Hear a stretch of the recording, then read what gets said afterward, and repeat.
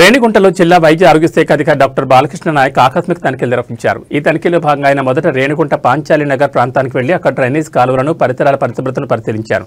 ఈ సందర్భంగా పారిశుద్ధ్య నిర్వహణపై తగు సూచనలు చేశారు. తనిఖీల అనంతరం పీహెచ్సీ ఆవరణలో ఆశా స్వచ్ఛంద సేవా సంస్థ ఆధ్వర్యంలో ఏర్పాటు చేసిన కార్యక్రమంలో D&H4 టీబీ పేషెంట్లకు బాలకృష్ణ నాయక్ నిత్యావసర సరుకులు పంపిణీ చేశారు. ఈ కార్యక్రమంలో ప్రాథమిక వైద్యాధికారి డాక్టర్ చక్రపాణి, ఆశా స్వచ్ఛంద సేవా సంస్థ అధ్యక్షులు Julian Raju, supervisor Kamaraju, TB supervisor Suma, ASHA వర్కర్లు, స్వచ్ఛంద సేవా సంస్థ సభ్యులు పాల్గొన్నారు.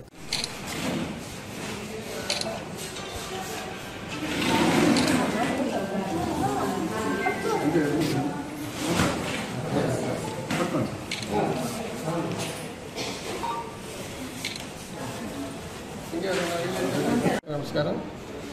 నా పేరు డాక్టర్ బాలకృష్ణ నాయక్, జిల్లా వైద్యాధికారి తిరుపతి. ఈరోజు సర్ప్రైజ్గా రేణుగుంట ఆరోగ్య కేంద్రాన్ని విజిట్ చేయడం జరిగింది. సో ఈ విజిట్లో మెయిన్గా అన్ని పని ఎట్లా చేస్తున్నారు డాక్టర్స్, తర్వాత మిగతా వైద్య సిబ్బంది కూడా ఏ విధంగా పనిచేస్తున్నారని దాని మీద అన్ని పరిశీలించడం జరిగినది.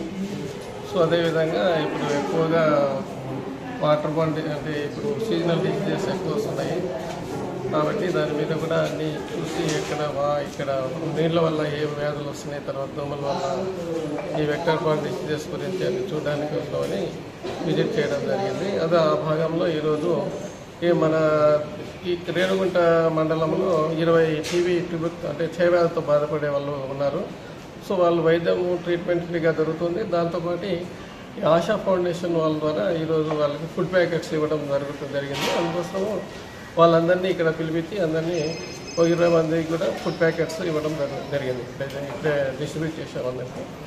సో ఈ ట్యూబర్కులోసిస్ అనేది క్షయవ్యాధి అనేది బ్యాక్టీరియా వల్ల వస్తుంది కాబట్టి ఎవరు భయపడిన అవసరం లేదు.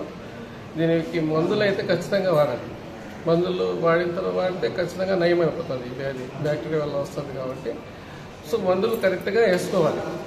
ఎటువంటిది కూడా వాళ్ళు నెగ్లెక్ట్ చేయకూడదు. మందు బాగా డోస్ ఎక్కువ ఉంటుంది కాబట్టి దానికి తగ్గట్టుగా ఆహారం కూడా తీసుకోవాలి. బలమైన సరైన ప్రోటీన్స్, కార్బోహైడ్రేట్స్, తర్వాత ఫ్యాట్స్ ఇవన్నీ కరెక్ట్గా ఉన్నట్టు సమతుల్య ఆహారం తీసుకుంటే సైడ్ ఎఫెక్ట్స్ రావడానికి తక్కువ అవకాశాలు ఉంటాయి.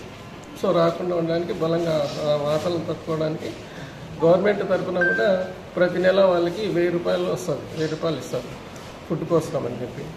సో వాళ్ళు డైరెక్ట్గా వాళ్ళ బ్యాంక్ అకౌంట్లోనే వేస్తారు. సో అందుకోసమని ఈ దాని భాగంలో అందరూ కరెక్ట్గా మందులు వాడాలి. వ్యాధి నయమైపోతుంది, ఎవరు భయపడిన అవసరం లేదు కాబట్టి దీని అవేర్నెస్ కూడా మన హెల్త్ స్టాఫ్లో కూడా పబ్లిక్లో కూడా అవేర్నెస్ క్రియేట్ చేయడం అని చెప్పడం జరిగింది. దీని భాగంగా ఎక్కువగా ఇప్పుడు ఈ జ్వరాలు ఎక్కువ వస్తున్నాయని చెప్పి కూడా మా దృష్టికి వచ్చింది. అందుకోసం అని చెప్పి ఈరోజు రేణుగుంటకి చేయడం జరిగింది. ఇవి కూడా అన్ని చోట్ల ఇప్పుడు వెళ్ళేసి అన్నీ మొత్తం ఎక్కడెక్కడ ఏమేమి ప్రాబ్లం ఉన్నాయి, శానిటేషన్, తర్వాత ఏ విధంగా క్లోరినేషన్ చేశారు లేదా ట్యాంక్స్ అవన్నీ చూసి పబ్లిక్లో కూడా ఆశా వర్కర్లు, ANMs అంతా అవేర్నెస్ క్రియేట్ చేయాలని చెప్పి అందరికీ తెలియజేస్తున్నాం. Thank you.